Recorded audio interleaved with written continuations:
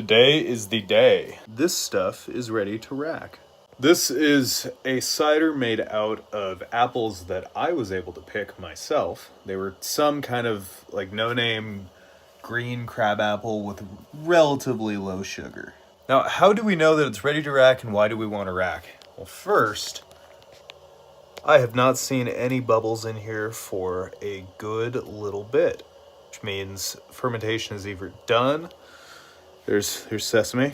It means the fermentation is either done or it has slowed down to the point where it's almost done.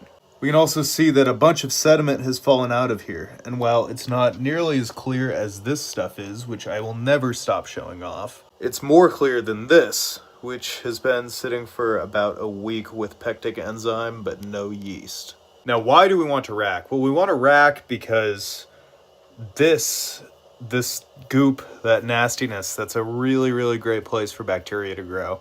We also want to get it off of that sediment because leaving things to age on sediment can sometimes impart off flavors. To begin, we want to sanitize everything. I'm using Star San. The best way I can think of to clean a siphon is to just use it, but with cleaning solution.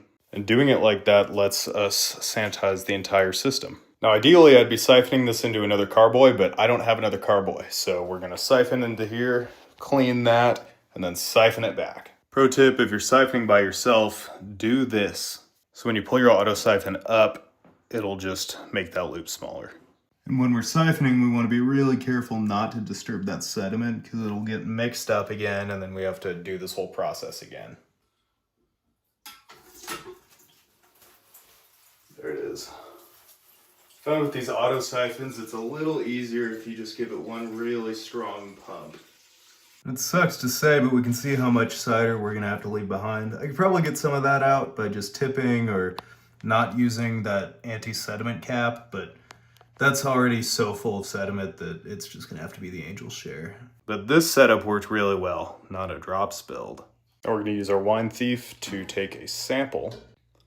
Since we are at right about 1, maybe 1.2, this fermentation is just about done.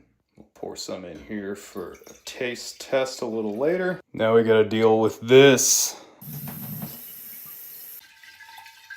Amazingly, this isn't all stuck on. Sparkly clean, now we sanitize.